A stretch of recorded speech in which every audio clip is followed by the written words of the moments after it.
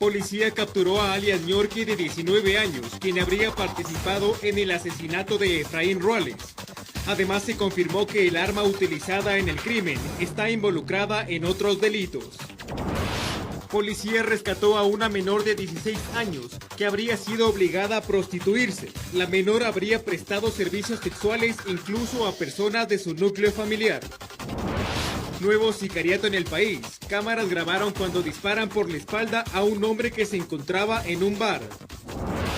Policía murió en un accidente de tránsito durante una persecución en el sur de Quito.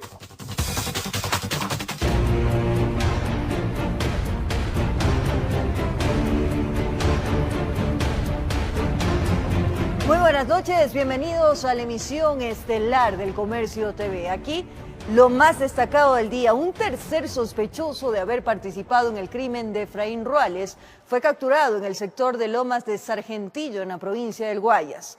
Con esta acción policial ya son 3 los detenidos que habrían estado en el vehículo involucrado en el asesinato del presentador. A día seguido, los trabajos de inteligencia articulados con investigación de equipos especiales de la policía permitieron la captura de quienes serían posiblemente los autores materiales del asesinato de Efraín Ruales, crimen ocurrido en el norte de Guayaquil el 27 de enero pasado. En el sector de Lomas de Sargentillo fue ubicado Jaime Ariel Uquillas Cruz, alias Ñorqui, quien según la policía se escondía en un inmueble para evitar ser capturado. Sobre el sujeto estaba vigente una boleta de detención. Específicamente desde el Guasmo, se trasladó a mantener su domicilio y mantenerse escondido. Alias Ñorqui, de 19 años de edad, el día del crimen habría estado en el vehículo que utilizaron los sicarios. ¿Cuál fue su grado de participación? Se irá conociendo en el proceso investigativo. A fin de establecer la identificación de cuál sería el intermediario, la persona que posiblemente realizó el pago o dio la orden para que se ejecute este evento, y posteriormente la identificación del autor intelectual. La policía habló de un acto planificado. Por ahora están los 3 principales sospechosos de ser los autores materiales, alias Casquete, alias Alvarito y el último, alias Ñorqui, a órdenes de las autoridades judiciales. El trabajo no se detiene, van por más, dijeron. Luego que el arma tipo pistola fue encontrada en el estero Salado, las pericias y trabajos técnico-científico y por las vainas levantadas en el sitio donde fue baleado Efraín Ruales, los peritos confirmaron que es la misma que utilizaron para acabar con la vida del actor el pasado 27 de enero en la avenida Guillermo Cubillo. Que las vainas encontradas en el lugar de los hechos corresponden al arma encontrada. Pero no es todo lo que encontraron los peritos. El trabajo técnico-científico reveló que la misma pistola de fabricación extranjera fue utilizada para asesinar a Julio Valverde, crimen ocurrido el 8 de noviembre del 2020 en el distrito 9 de octubre y tentativa de asesinato generada en el distrito Modelo el 17 de noviembre del mismo año. Se ha demostrado técnicamente y científicamente que esa arma fue la causante o involucrada en el caso del asesinato de Efraín Ruales y 2 más que se encuentran correlacionados. Es decir, la misma pistola está relacionada de forma directa en 3 hechos violentos registrados en la ciudad de Guayaquil. Ahora lo que intentan determinar si el sicario es el mismo que asesinó a Ruales o hay otros implicados. Con la determinación de estos elementos de convicción que van a servir para que la Fiscalía fundamente sus procesos de investigación y a la par formule cargos en contra de hoy las personas sospechosas. En los 2 casos anteriores, las víctimas estarían relacionadas aparentemente al negocio de microtráfico y cuentan con historial delictivo. El director de la DINASED habló que estaríamos frente a una organización dedicada al delito de sicariato. Ajuste de cuentas por los antecedentes que tendrían estos ciudadanos, la posibilidad de que ellos formaban parte de una organización de narcotráfico. Por el caso Ruales hay 3 detenidos, alias Casquete, alias Alvarito y cayó otro más, alias Ñorqui. Pero del autor intelectual, así como de las motivaciones, se guarda absoluta reserva. En Quito informó Iván Casamen. Cambiamos de tema. Impugnación presentada por la organización política Pachacutic ante el Consejo Nacional Electoral fue aceptada parcialmente. En total, 72 actas de dignidades de asambleístas serán recontadas en 8 provincias del país. El recurso de impugnación presentado por la organización política Pachacutic se definió en la reinstalación de la audiencia pública de escrutinio. El reclamo fue aceptado de manera parcial por el Pleno del organismo electoral. Una vez revisada estas actas, se identifica que 1.879 son válidas y que no procede a su revisión. De esta manera, queda 296 actas que continúan para ser verificadas. Al verificar estas 296 actas, se identifican también que 224 de las mismas ya fueron recontadas en las diferentes delegaciones provinciales, quedando de esa manera solo 72 por revisar. Es esto lo que precisamente sugirió el informe de la Dirección Jurídica del Consejo Nacional Electoral, al manifestar que se incurrieron en irregularidades que tienen que ver con la falta de firma del presidente o secretario de la Junta Receptora del Voto. Se determina que existen 72 actas con novedad que incurren en lo establecido en el artículo 138 del Código de la Democracia. Por lo tanto, mi voto a favor de aceptar parcialmente la reclamación. Dentro de esta misma sesión, además, se trató la impugnación interpuesta por el candidato a asambleísta Abdalá Bucaram. La misma fue negada. Se concluye que la solicitud presentada por el señor Abdalá Bucaram Ortiz, en calidad de candidato a asambleísta nacional por el partido político Fuerza Ecuador, lista 10, no constituye ni configura una reclamación administrativa que pueda ser atendida y resuelta dentro de la audiencia pública permanente de escrutinios del Consejo Nacional Electoral. Similar decisión se adoptó al reclamo presentado por Gustavo Baroja, secretario ejecutivo del movimiento Alianza País. Por consiguiente, el recurso fue rechazado, informó Javier Rosero. Los municipios del país aún no cuentan con la base legal o aprobación del Ministerio de Salud y Gobierno Central para la importación de vacunas contra el COVID-19, por lo que la Asociación de Municipalidades del Ecuador, AME, hizo la solicitud al COE Nacional.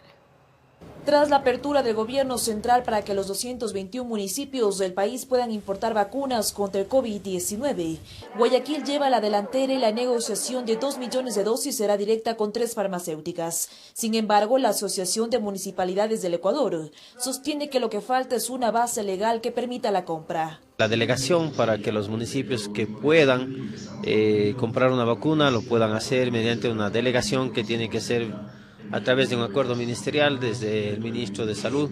Raúl Delgado, presidente de la asociación, hizo la petición al COE Nacional en una reunión este jueves. Indicó que para que los GATS puedan concurrir en la gestión de una competencia exclusiva de salud, necesitan una autorización expresa.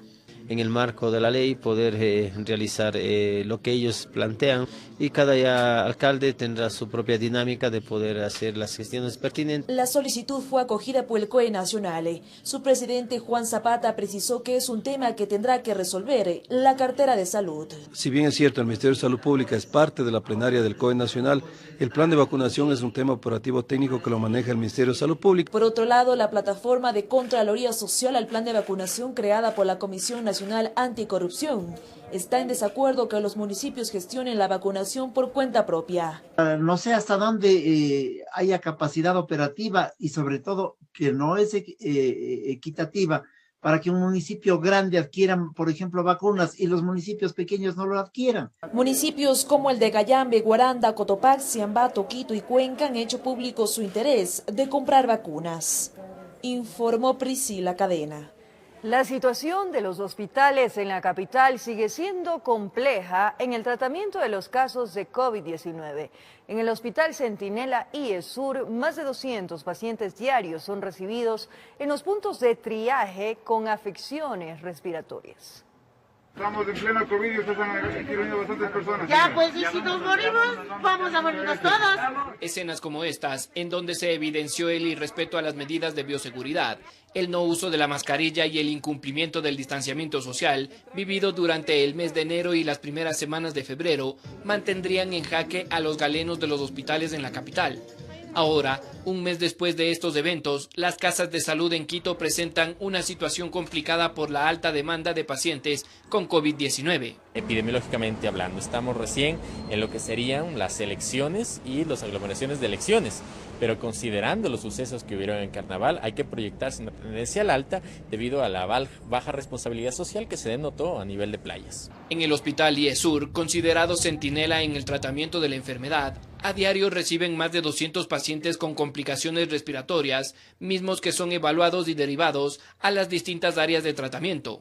Al momento nos encontramos con 253 pacientes hospitalizados y tenemos 43 pacientes en UCI y 39 pacientes a la espera de UCI.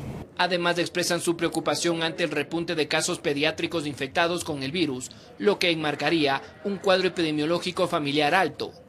Lo que enmarca un pediátrico realmente no solo es el hecho de ser un paciente complicado, sino que realmente estamos hablando de un paciente que lleva un nexo epidemiológico de alto riesgo hacia una familia, y usualmente cuando un paciente pediátrico se encuentra positivo, tenemos un grupo, un segmento familiar que también lo hace, y comenzamos con la tendencia al alta de los pacientes adultos. Con más de 93.000 casos positivos en Quito, este es el panorama que día a día viven estos héroes de bata blanca, que sin descanso han trabajado por más de un año las 24 horas del día, y ven con ingratitud cómo la indisciplina ciudadana complejiza más el panorama en una pandemia que parece no llegar a su final, informó Mauricio Sánchez. A pocos días que culmine la instrucción fiscal por el presunto delito de peculado que se habría cometido en la empresa pública metropolitana de agua potable y saneamiento de Quito, en la adquisición de material médico para enfrentar la pandemia del COVID-19, se desarrollaron pericias al equipo informático incautado en los allanamientos. Veamos. En el Laboratorio de Criminalística y Ciencias Forenses de la Policía Nacional, de forma reservada, se llevó a cabo la extracción de información de teléfonos, celulares, computadoras y documentos encontrados en allanamientos en el caso de peculado de la empresa pública metropolitana de agua potable y saneamiento, EPMAPS Quito. Buscar indicios, a ver si es que Fiscalía puede comprobar que en verdad hubo peculado. Ahí hay temas importantes, ¿no? Temas que son de descargo para los procesados, de cómo se llevó a cabo todo este proceso, la urgencia que había, el teletrabajo, el desconocimiento de las personas de lo que estaba sucediendo, no solo en cuanto al virus, sino en el caso de mi defendida respecto de la misma empresa. Ella recién había entrado a ese puesto 10 días antes, ¿no? Todo tomó forma en la compra de mascarillas, visores y trajes de bioseguridad a ser destinados a los empleados de la empresa municipal para enfrentar la pandemia del COVID-19. El 4 de junio del 2020 inició la instrucción fiscal por presunto peculado, pero el pasado 24 de febrero, la jueza penal de Pichincha, Ana Lucía Guerrón, en la audiencia preparatoria a juicio, declaró la nulidad de lo actuado. Y se retrocede nuevamente a instrucción fiscal por 22 días. Se estaría terminando la instrucción fiscal de este caso el 18 de marzo. El contrato asciende a $179,000, de los cuales la empresa contratada habría entregado el 100% del material y se le pagó solo el 50%, por lo que para la defensa de algunos de los procesados ya no cabría hablar de peculado. Lamentablemente no se está considerando cómo fue la fluctuación de precios en la pandemia respecto de estas EPIs. Los trajes de bioseguridad, las mascarillas tuvieron precios que llegaron a ser altísimos, hubo una fluctuación tremenda en pocos días. Y lamentablemente eso es lo que no se está considerando. La Contraloría hace un estudio a julio, y los precios de esos meses ya eran totalmente distintos a lo que pasó en la pandemia y lo que todos conocemos. Por el momento, funcionarios investigados y representantes de la empresa privada tienen medidas alternativas, como presentarse periódicamente ante la autoridad competente, informó Héctor Romero.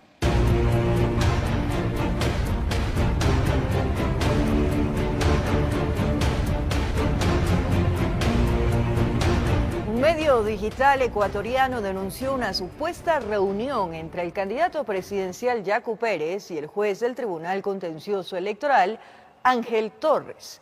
Este encuentro se habría dado en medio de un recurso subjetivo que planteó Pachacutic y que se encuentra en trámite. Fueron estas fotografías divulgadas por un medio digital ecuatoriano, donde se demostraría que el candidato presidencial por Pachacutic, Yacu Pérez, se habría reunido con el juez del Tribunal Contencioso Electoral, Ángel Torres, la pasada noche del 3 de marzo. Las imágenes muestran las supuestas evidencias de que Pérez y Torres habrían mantenido una reunión en un edificio ubicado al norte de Quito. Estas otras fotografías muestran el vehículo donde aparentemente se movilizaba el juez Ángel Torres, vehículo que habría estado fuera del edificio, mientras que el dirigente de Pachacutic se había movilizado en este otro, una patrulla policial, que horas después aseguró mediante un tuit que dentro de las coordinaciones de la policía con el CNE es brindar seguridad a todos los candidatos durante el proceso electoral. Los motivos aún se desconocen, pero el cuestionamiento surge porque el supuesto encuentro se da en el contexto de un recurso subjetivo contencioso electoral que fue presentado ante el TCE por Yacu Pérez y Pachacutic, en la que se pide se disponga se revisen más de 20.000 actas con supuestas inconsistencias y se permite el recuento voto a voto. Pero este recurso aún se encuentra en trámite. Fue en este marco que el mismo Tribunal Contencioso Electoral se pronunció, aclarando que el Pleno del TCE no ha conocido y menos autorizado reunión alguna, desconoce términos, circunstancias y lugares en los que se habría producido, ni la secuencia en la eventualidad de que sea más de una reunión. En esa línea, el tribunal recuerda que el artículo 12 de su reglamento interno señala: los jueces electorales no pueden mantener reuniones con las partes procesales, salvo el caso que acudan de manera conjunta y justificando de manera previa y por escrito la necesidad de la reunión. Tampoco podrán dar consejo a los órganos de la administración electoral sobre aspectos que pudieran ser materia de conocimiento y resolución jurisdiccional posterior. Este noticiero intentó dialogar con el juez Ángel Torres y advirtió dará declaraciones en las próximas horas, mientras que de Yacu Pérez hasta el momento no hemos obtenido una respuesta. Informó Ismenia Solórzano. Un foro de abogados no descarta seguir acciones legales a nivel nacional e internacional en contra de varias autoridades por el presunto incumplimiento de decisiones de la Corte Constitucional en relación a los estados de excepción en los centros de rehabilitación social, donde se han generado hechos violentos. La situación de violencia que enfrentan algunos centros carcelarios del país motivó a unirse abogados penalistas litigantes en un foro para demandar explicaciones. La Corte Constitucional ha emitido 4 pronunciamientos sobre el sistema carcelario y en estos pronunciamientos ha establecido obligaciones específicas para el presidente de la República, para el SNAI, para el Ministerio de Gobierno y para el Defensor del Pueblo. Nadie de ellos ha cumplido con estas obligaciones y por eso es que se produjo la crisis que ocurrió hace 15 días. Se refieren a los 4 estados de excepción donde la Corte Constitucional emitió dictámenes y a la fecha no se sabe si se cumplieron. El primer pronunciamiento de la Corte es del año 2019, de octubre del año 2019. Y desde ahí no se hizo nada hasta agosto del año 2020 en que se produjo una nueva matanza en los centros penitenciarios y de ahí tampoco se ha hecho nada hasta hoy día en el que se ha producido la masacre última que es lamentable y lamentada por todos. Entre las obligaciones dispuestas está crear políticas de carácter estructural para enfrentar la crisis penitenciaria por la falta de infraestructura, corrupción, problemas de hacinamiento y falta de servicios básicos. Con esta solicitud que nosotros estamos presentando, vamos a tener claro quién ha cumplido y quién no ha cumplido, o si se ha cumplido a cabalidad o parcialmente. Con ello nosotros analizaremos cuáles son las acciones que deberíamos presentar en contra de el no cumplimiento de estas decisiones. ¿Qué podrían ser? ¿Cuáles acciones? Vamos a ver, había incumplimiento de sentencia, eso también conlleva a un delito penal que es incumplimiento de decisiones judiciales, pero sobre todo a Corte Interamericana de Derechos Humanos. Si hay un incumplimiento de orden legítima de autoridad competente, de acuerdo al 282, se tendrán que plantear las acciones. Y de oficio, y es más, señores, de oficio debería la Corte Constitucional mandar a Fiscalía para que se investigue este tipo de cosas. A pocos minutos que los profesionales del derecho presentaron el escrito en la Secretaría de la Corte Constitucional, esta respondió mediante comunicado, argumentando que el Pleno del organismo, por unanimidad, dio inicio a la fase de seguimiento al cumplimiento de los dictámenes referentes a la declaratoria y renovación de los estados de excepción emitidos por el presidente de la República. Informó Héctor Romero. El Consejo de Seguridad Pública del Ecuador, COSEPE, negó el pedido de la Fiscalía General del Estado para acceder a la información del caso del equipo periodístico de diario El Comercio, secuestrado y asesinado en el 2018. Los familiares piden justicia y acudirán a instancias internacionales. El 26 de marzo de 2018 se reportó el secuestro de un equipo periodístico de Diario El Comercio en la frontera con Colombia. El desenlace fatal tuvo lugar 16 días después, con el asesinato de Javier Paul y Efraín en manos del grupo disidente Oliver Sinisterra. Y a puertas de que se cumplan 3 años de este hecho, el Consejo de Seguridad Pública del Ecuador negó el pedido de Fiscalía de acceder a información clasificada relacionada con el caso. COSEP emitió un documento a través de su secretaría donde indica que las actas número 18 del 28 de marzo, las actas 19 del 13 de abril y la acta número 20 del 17 de abril, que pues no se iban a desclasificar por seguridad del Estado y no estamos de acuerdo. Según Ricardo Rivas, hermano del fotoperiodista, la negativa del COSEP se contradice con los ofrecimientos públicos que hizo el presidente Lenín Moreno de entregar toda la información reservada.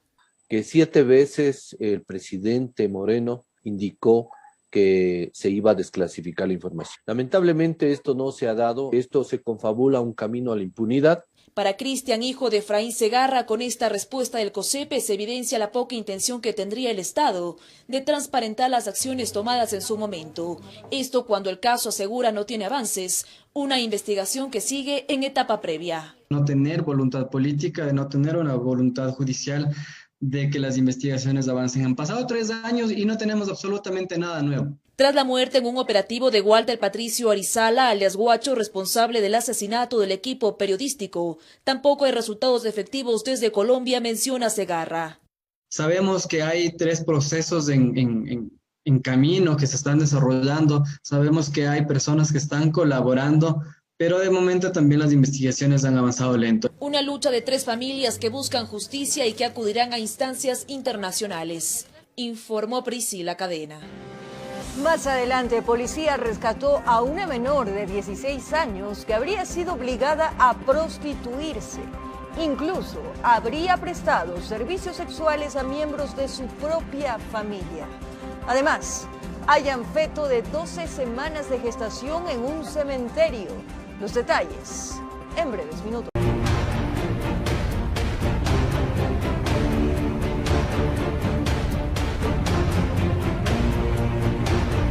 Una adolescente de 16 años de edad fue rescatada por agentes de la Unidad de Investigación contra la Trata de Personas y Tráfico de Migrantes. La menor habría sido obligada a prestar servicios sexuales incluso a personas de su núcleo familiar. Varios meses de investigaciones en el cantón San Miguel de los Bancos, provincia de Pichincha, permitieron corroborar los rumores de la vecindad que una menor de edad era supuestamente obligada a tener relaciones sexuales a cambio de dinero, es decir, prostitución forzada, incluso a satisfacer a miembros de su núcleo familiar. Y es lamentable saber que, como partícipes de esta actividad ilícita, se encuentran miembros del núcleo familiar cercano, lo cual agrava más aún la situación de las víctimas, quienes se encuentran en riesgo. En noviembre del año pasado fueron capturados el padrastro y la mamá del adolescente y otra persona cercana, quienes supuestamente se beneficiaban de los ingresos que generaba el trabajo sexual forzado. Continuando con las investigaciones, fueron capturados horas atrás 3 sujetos más. Por tratarse de un adolescente, están acusados del presunto delito de violación. Quienes se encontrarían inmersos en un delito de agresión y violencia sexual en contra de una menor. En total 6 detenidos. En un caso bastante preocupante, resulta difícil entender cómo la propia madre supuestamente vendía a su hija menor de edad y aceptaba que su conviviente y padrastro aproveche de su situación de vulnerabilidad. Había sido violentada sexualmente por varias personas, inclusive por miembros del núcleo familiar. Por el área rural del noroccidente de Pichincha, al parecer, este tipo de actos como que son vistos con normalidad. Nadie dice nada, nadie denuncia y las mujeres supuestamente son sometidas a la voluntad de la cultura machista. Este es un problema social que se ha venido desarrollando en las zonas rurales de las diferentes localidades de nuestro país. No es el primer caso. Hace 15 días atrás se ejecutó el operativo Querubín en la misma zona, donde rescataron incluso a niños y adolescentes que eran explotados y abusados sexualmente. En Quito informó Iván Casamen. La violencia sexual contra niños, niñas y adolescentes incrementa a pasos agigantados en el Ecuador. Esta semana se reportó un nuevo caso que enciende las alarmas del Estado la sociedad civil y organizaciones de derechos humanos, quienes consideran que es importante adoptar nuevas medidas para proteger la integridad de los infantes en el país. Cada vez nos duelen más. Las heridas en este país parecen hacerse más grandes y las constantes vulneraciones a los derechos de niñas y adolescentes no dejan de estremecernos. El fiscal al cual solicitamos la información, la primera respuesta que tuvo cuando le dijimos venimos por un caso de violación, dijo, ¿por cuál de los casos? En 2020 se registraron en el país 101 femicidios, 15 de ellos correspondían a niñas. Y según Rosana Viteri, directora de la ONG Plan Internacional, esto se debe a que la violencia se ha naturalizado al igual que la impunidad. La violencia contra las niñas, la violencia sexual está desafortunadamente, y me da mucha pena tener que decir esto y mucho dolor, pero está naturalizada, ¿verdad? Entonces, los datos son que el 70 al 80% de los abusos sexuales se cometen por personas del entorno muy cercano a las niñas. Cecilia Chacón, secretaria de Derechos Humanos, cree que en las zonas rurales los casos de violencia se agudizan aún más debido a la precariedad y la inaccesibilidad a los servicios básicos y de justicia. Muchas veces en el sector rural, mientras más nos alejamos de la centralidad, existe todavía un pensamiento del siglo XVI, del siglo XV, donde se sanciona a las mujeres por expresar sus sentimientos, por decir basta contra la violencia. Ecuador no ha logrado disminuir los índices de violencia de género y tampoco los de embarazo en menores de edad, los cuales en su gran mayoría son causados por agresiones sexuales no reportadas por las familias. El rato que ocurre esta situación en la familia, lo más fácil es decir, no, solo es una sospecha, no vi bien, no puede ser, precisamente porque es tan doloroso que esto esté ocurriendo en una familia. A decir de estos expertos, ya no es tiempo de solicitar más derechos, ya no es momento de exhortar a las instituciones por seguridad y protección. Ellos creen que es hora de organizarse y actuar porque no se puede tolerar más lágrimas de niños y más noticias de dolor. En Quito informó Álvaro Terán. Como lo anunciamos, un feto de aproximadamente 12 semanas de gestación fue hallado en el cementerio de La Tacunga. El cuerpo será enterrado en una fosa común. Autoridades trabajan para dar con la persona que lo abandonó. El pequeño cuerpo fue hallado dentro de una bóveda y junto a él había una rosa. Es el cementerio de La Tacunga, el lugar donde se desarrolla esta lamentable historia. Y es que estaba en una funda, envuelto entre una toalla. La persona que lo dejó, quizás su madre, burló al panteonero y lo dejó allí, abandonado. Inmediatamente dieron aviso a las autoridades. Pudimos apreciar que efectivamente se trataba de un óbito fetal, aproximadamente de unas 12 semanas de gestación. Asimismo se pudo apreciar el sexo, pues era un masculino.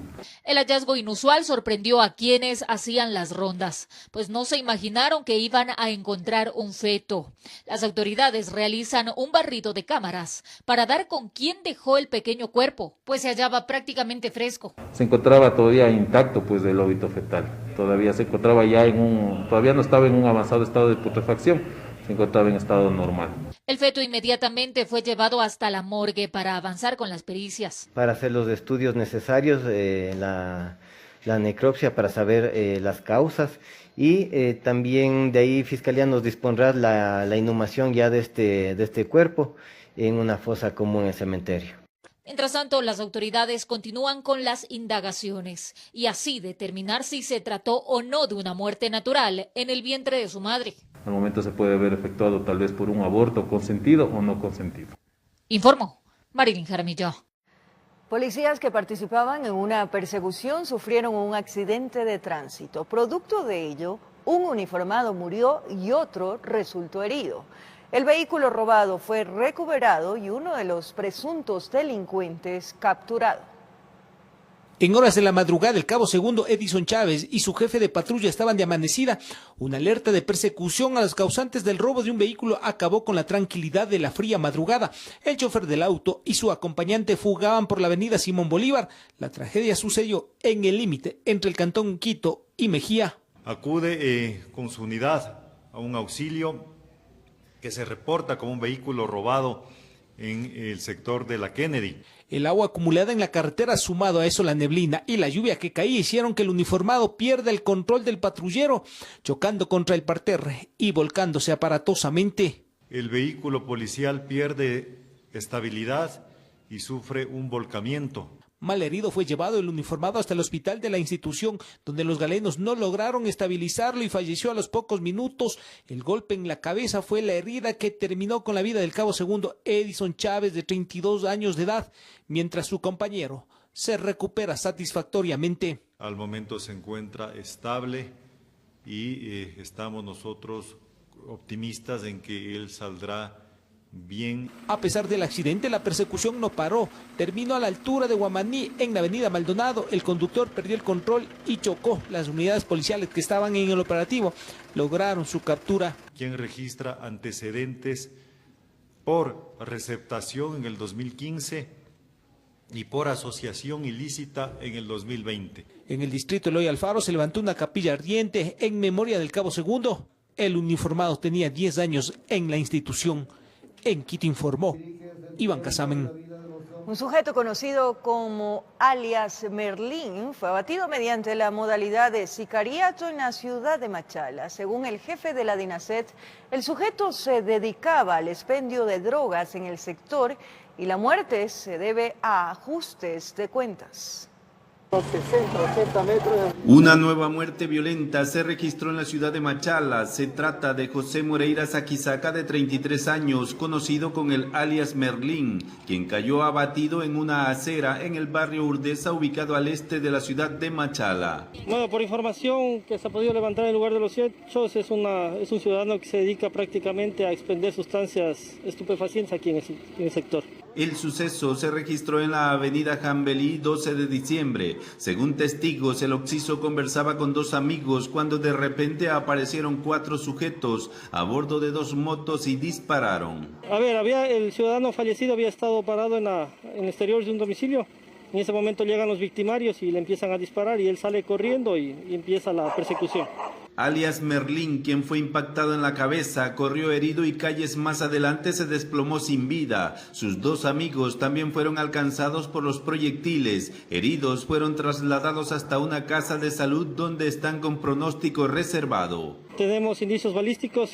Tenemos equipos telefónicos que se levantaron y una motocicleta. Según el jefe de la DINASET, el crimen se debe a ajuste de cuentas entre bandas rivales por posesión de territorio. Los moradores denunciaron que la inseguridad es preocupante en el sector, ya que con el fallecido son 4 las personas sicariadas en los alrededores.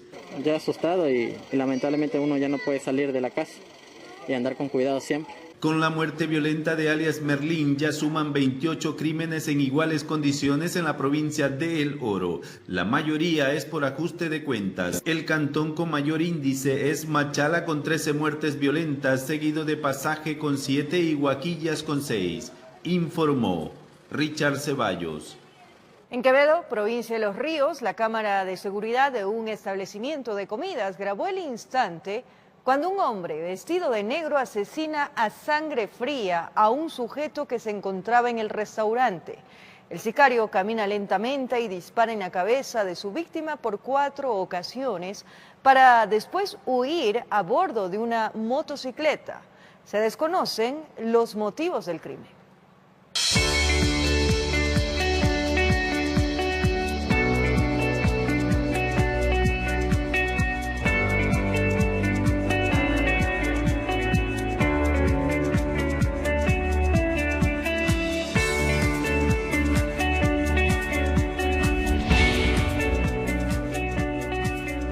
La amenaza de cientos de barcos de pesca ilegal impulsó una iniciativa que busca ampliar la protección de especies y recursos en Galápagos a cambio de la cancelación de una parte de la deuda externa.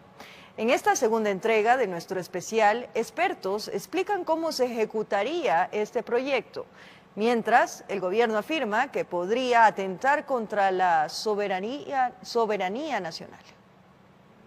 Los avistamientos de flotas pesqueras chinas en la proximidad de la zona náutica de Galápagos se han vuelto cada vez más frecuentes. Cientos de barcos de redes de arrastre permanecen meses explotando los límites marítimos de aguas ecuatorianas.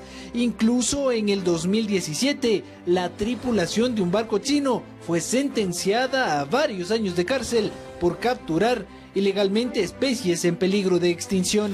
Es que es un problema, ¿no? Porque evidentemente afecta los intereses de los propios pescadores, los intereses del país.